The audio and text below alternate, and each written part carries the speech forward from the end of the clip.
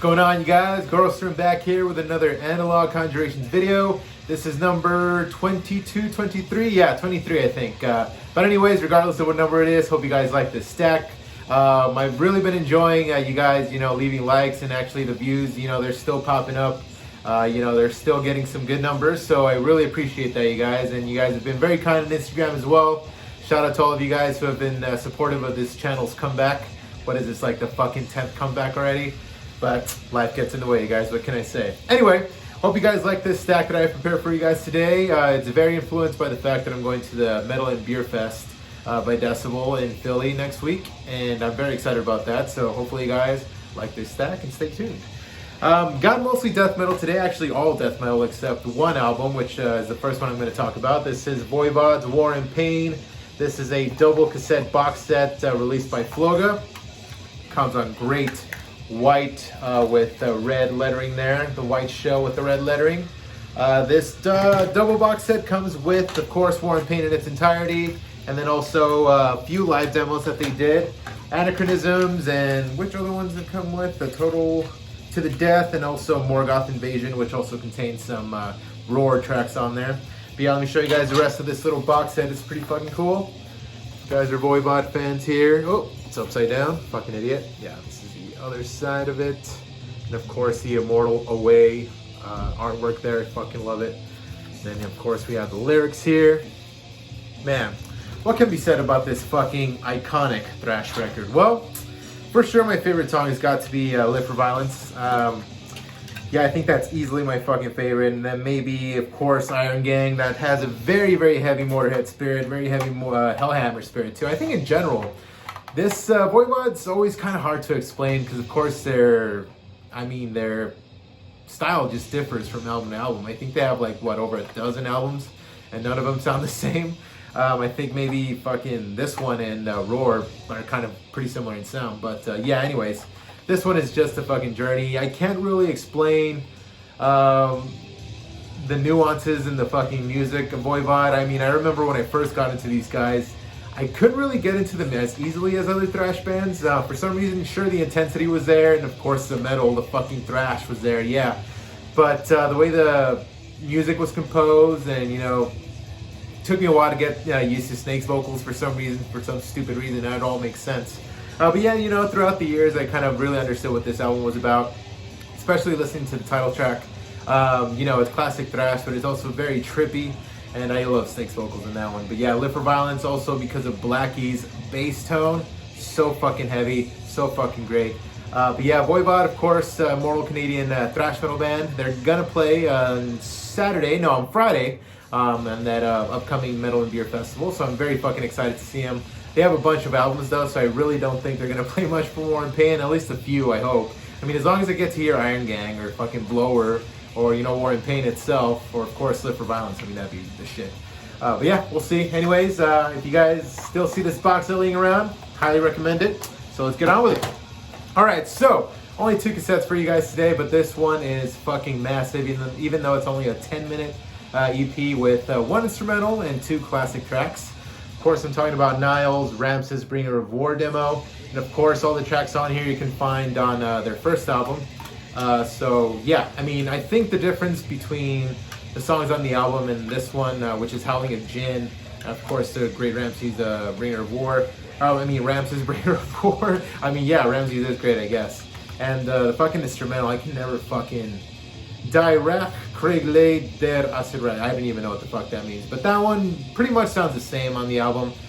But the first 2 tracks on here, of course, the title, also the fucking tracks from the album, they sound way heavier, and I think I like Sanders' vocals more on these. I know he's not the only one that sings in the record, but yeah, they sound very, very dirty. Of course, the album itself, it still sounds very heavy amongst the Catacombs.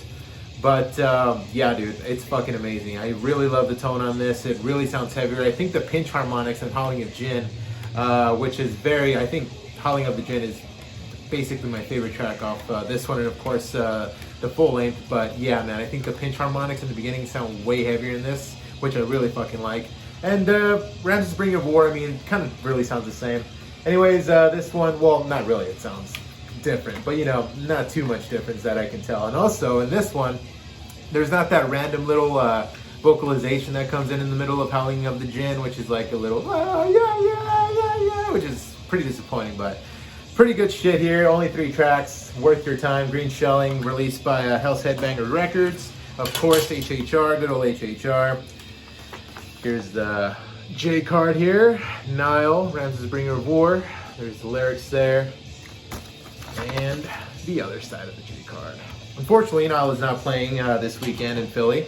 Or next weekend, I should say. But, I mean, hopefully I can catch him one day. I fucking love Nile. But yeah, only 2 cassettes for you guys on this one. Let me know what you guys think, or if you guys have picked it up.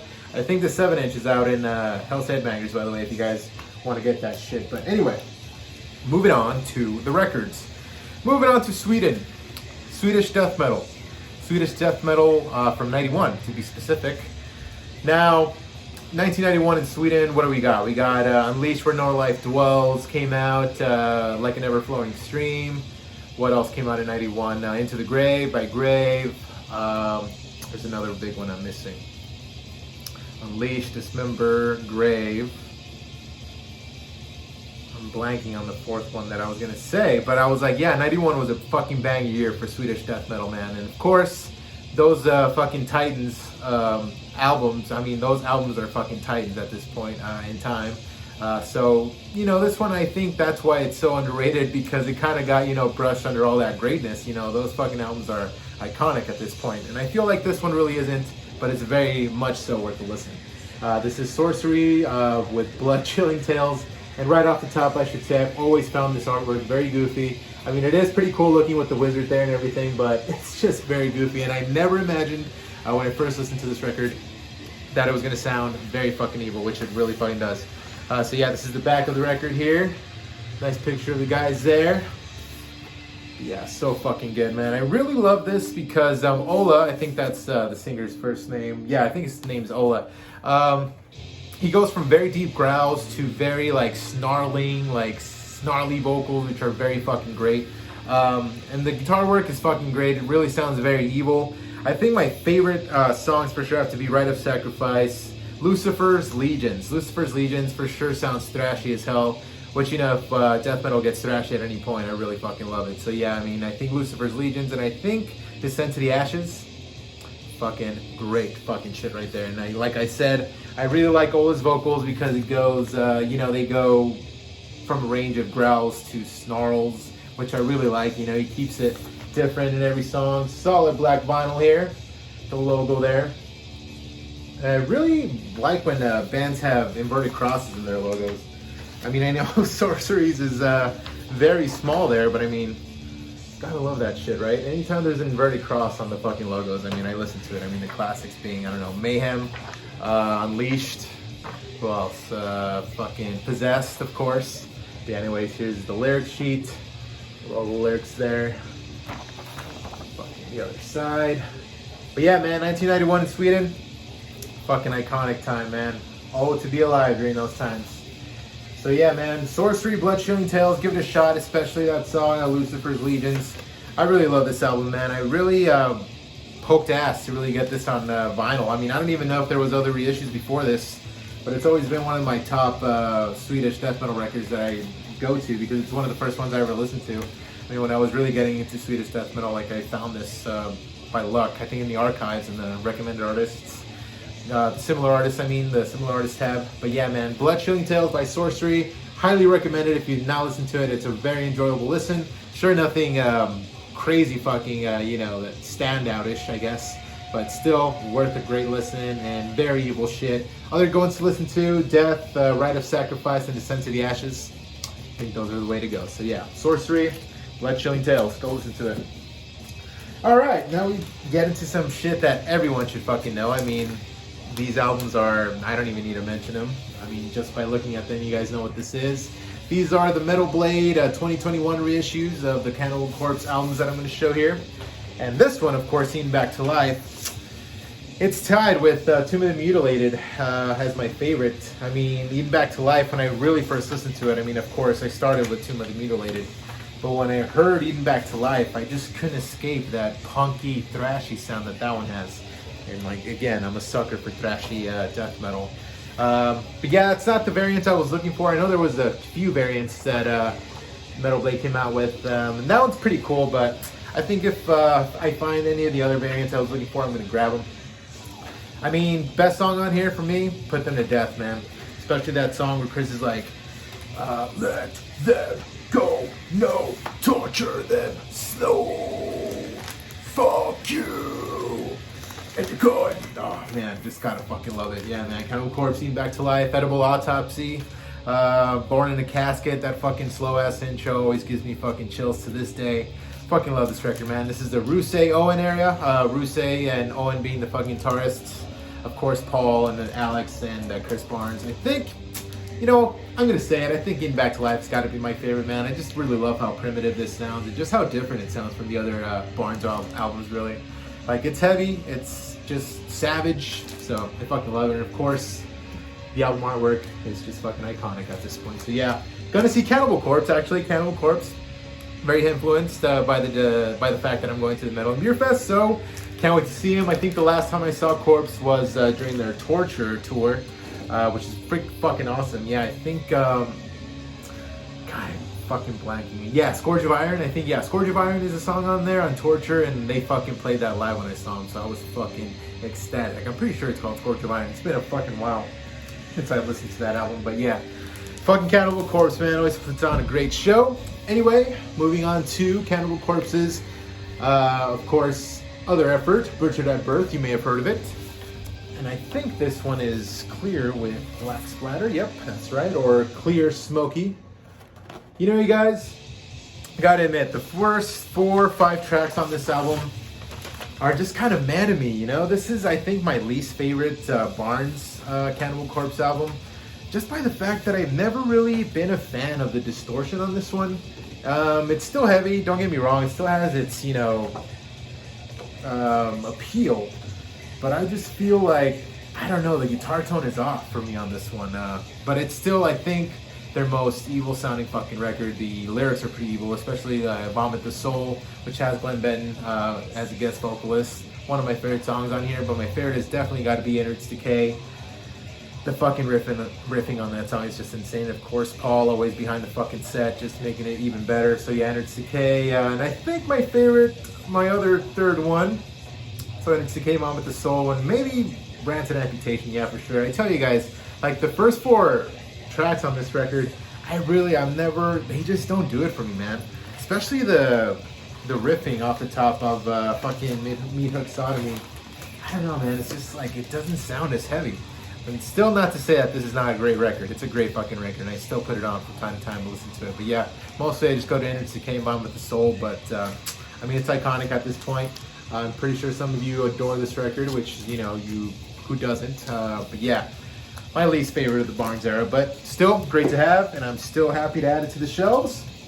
Anyway, moving on to the last Corpse record that I have on here for you guys. And of course, it's the first one I listened to. And I think it's their most famous record of all time. Of course, that being Tomb of the Mutilated. Now this one, I think this one isn't a 2020 reissue. I'm not really sure of it. I think this is a 2016 reissue. But I can't really tell you that for sure. It might be a 2020 because I don't think Metal Blade really had these sleeves. I think this is a new thing for them. But anyway, here is the lyric sheet of the guys. I think the last one to include Bob Rusey on the other guitars next to Owen. I think Rob Barrett came in for, The Bleeding was his first album. But yeah, anyways, this comes with full-size poster here, double-sided, and of course I think I might complete this one day, who knows. Yeah, but see, this is why I think this is a 2016 reissue, because the other 2020 reissues didn't come with the poster, so pretty sure I'm right on that, but who knows. If you guys know, let me know. I need to check my Discogs again to see what it is on solid black vinyl. Dude, for my top songs on this one, I mean, the first 3, man. I mean, come on. Hammer Smash Face, I Come Blood, and Addicted to Vaginal Skin. But you know what? I mean, I guess Hammer Smash and I Come Blood are very, I think the most mainstream tracks for CC. So I guess the other ones would have to be my other favorites. Cryptic Stench. I mean, who doesn't like Cannibal Corpse singing about fucking vampires and entrails ripped from a virgin's cunt? But definitely my favorite top song up for this one. addicted to Vaginal Skin, man. I mean, from the fucking twisted ass sample in the beginning to the fucking growl that Chris Barnes just goes through when the whole rhythm section dies down. It's just him like, whoa, super and then everyone just comes back in. Yeah, just so fucking good, man. Addicted to Vaginal Skin. If you shockingly never heard this record, I mean, I can't recommend it enough. It's my second favorite by Corpse, initially my favorite of all time, but I still think it's their best. I mean, I think it's their magnum opus. I think many of you would agree to that. I mean, of course, you know, Corpse Grinder has his own legacy, but this is the Barnes legacy, which I always preferred Barnes over Corpse Grinder, but Corpse Grinder albums, the Corpse Grinder albums are just as fucking good as anything else Cannibal Corpse has ever done. But I digress. Cannibal Corpse, Tomb of the Mutilated. Get to it if you haven't. Shockingly if you haven't, but yeah. Can't wait to see fucking Corpse, man, this fucking weekend. Now we go back to Sweden. We go back to one of the big names. We go to one of the big names is one of many classic records. Well, I don't think this band has many classic records. I think some of the records that came after this aren't that popular, but I still like some of their newer, I guess, modern stuff. But this is the almighty Grave with You'll Never See, their second effort, and holy shit, fucking heavy, groovy, a little slower in this one than Into the Grave, but fuck, man, I'm so fucking stoked to have this in my fucking collection, and on colored vinyl. This is on a solid green vinyl color here. There's the fucking labels on there with the guy in the front. The almighty Grave logo, man. I think Grave for sure has one of the best logos out of the Swedish death metal scene. I mean, I think all the early logos, the early band logos are pretty badass. Here's the lyric sheet there. This is when Grave was actually a 3-piece here, when Ola was still on the Ola was still behind the fucking vocals there. But yeah, man, Grave You'll Never See. I gotta admit, some of these tracks are filler tracks on me for this one also. I still fucking love it. I mean, I still fucking listen from it from top to bottom. Some of the tracks are I'm like, alright, they could be better. But yeah, man, You'll Never See is the one that started it all for me with this album. Of course, the fucking groove in the beginning, you can't fucking escape it. I think that's got to be number 3 out of my top 3, and I think I'm torn between Severing Flesh and Christ Insanity, but I think, yeah, Severing Flesh, man, that fucking riffing off the top and fucking Ola's vocals and that shit are just fucking great, and the drumming, stellar fucking drumming. Christ Insanity, love the fucking lyrics on that. Grief is also pretty fucking good. I really love the riffing in that one. But yeah, man, Grave You'll Never See, iconic second effort by these grave metal Swedish death metal legends. But yeah, man, if you guys ever see this one, I mean, pop up, just fucking get it. This is one that I was looking for a very long time, and I just very recently got it. I got lucky on it. Sure, paid quite a pretty dime for it, but you know, it was worth it. It's one that I've always wanted to add. Fucking love the guitar tone in this. Fucking love this second effort by Grave. I mean, those first two albums are just fucking, I think, are my favorite. I mean, the only other record that I really got into was Endless Possession of Souls. I actually got to see that tour. I got to see him live during that tour, so it was pretty badass. But yeah, man, Grave You'll Never See. Fucking great. If you have not listened to this, shockingly enough, please fucking do. It's fucking great. And now, the last one. Wow, this one was pretty fucking short. But you know what? I feel like I've been talking your ears off too much these past few videos. And I want to just get through these as quick as possible, because I'm just sitting there thinking like, man, these guys have shit to do, man. They can't sit around for 40 fucking minutes listening to you talk about fucking records and shit. But anyways, I've saved the best for last on this one. We're talking Grave again, and this is my second Northeast Steel Industry release that I own. And goddamn, man, I'm gonna own, I think, many records by this fucking record label. And yeah, from this point forward, because the only other one I have is an Unanimated's Ancient God of Evil.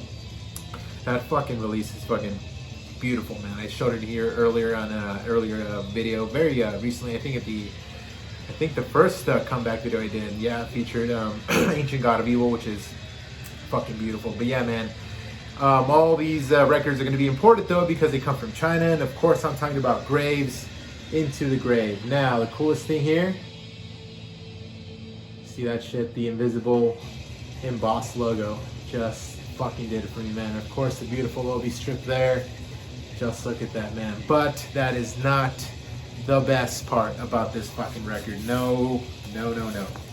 Anyways, let me show you guys this first before I show you guys the record there. I mean, just look at that, man.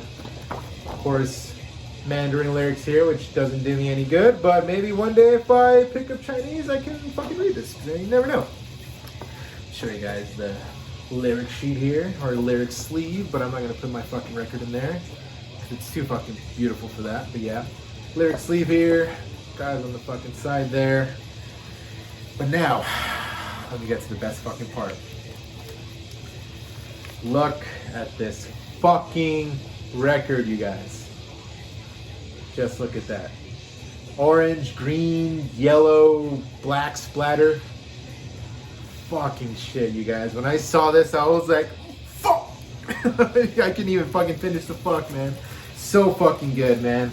And the fact that it's my favorite grave metal album ever, I mean, I think it's, I think you guys, most of you guys share that same sentiment. Fucking love this fucking record, man. It's so fucking ridiculously heavy, so fucking death metal sounding, man. It's just breathes, it seeps death metal, man. It seeps into your ears, seeps out of the fucking music right there. It's just so fucking good, man. One of the best Swedish death metal records of all time, of course, so iconic, especially Extremely Rotten Flesh, man. That song, goddamn, man. The riffing is just intense. All his vocals in there, again, are fucking stellar. I just fucking love listening to that song strictly because of the vocals. It's just so fucking good. And Human, the riffing off the top, especially the open palm mutes, fuck, so fucking amazing, man. And I think my last one, I think, has got to be either Into the Grave or For Your God. Those are pretty fucking good too. But yeah, man, Grave, I think they're still active. Hopefully they put out some shit soon. I think their last fucking full-length shit, man, that was like, what, 2018 probably? 2019? I don't fucking know, man, but anyways, Into the Grave, I mean, this is pretty much the album I come back to the most. More Than You'll Never See, of course, but yeah, man, this album is just, yeah, death metal masterpiece coming from Sweden. And especially the fact that it looks so fucking amazing. I mean, I think I might even get another record, one of these records, but this is very hard to find, so hopefully I can find another press, or maybe they might reissue it one day, who knows. But yeah, man, Northeast Steel Industry, you guys are doing some good jobs, some great jobs, man. I mean, it's, you know, a Chinese record label, so that's pretty fucking crazy. This one came out in 2020, I think, 2021, I think it was reissued. So yeah, man, I'm fucking glad I got my hands on this one, because I think that's the only version I think that was shipping out of the United States. So yeah, again, paid a pretty penny for it, but again, worth every fucking cent. So yeah, Grave, Into the fucking Grave. If you ever see this, grab it, whatever fucking edition it is, just get it, because this is one of my, I think, favorite Swedish death metal records of all time. I mean, it's gotta be. So yeah, one of the first ones I started with, so classic shit, go ahead and get it. But anyways, you guys, that is it. Clocking in at under 25 minutes, which is just what I wanted. I'm so sorry that I've kept you guys, you know, here for a very long time in these other videos. But again, thank you so much for checking it out in general. I fucking love that you guys are still giving a shit about this channel, because I still give a shit about it. I just finally have time to fucking do it, which I'm fucking ecstatic about.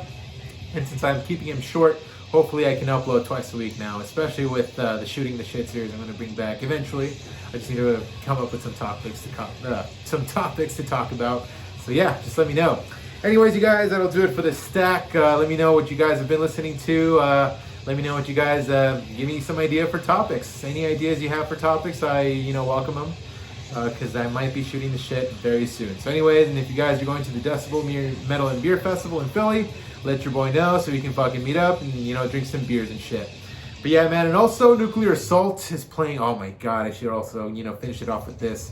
Nuclear Assault is playing Game Over in its entirety. If you guys are Nuclear Assault fans, you know what the fuck that means. Game Over, man, are you fucking serious in its entirety?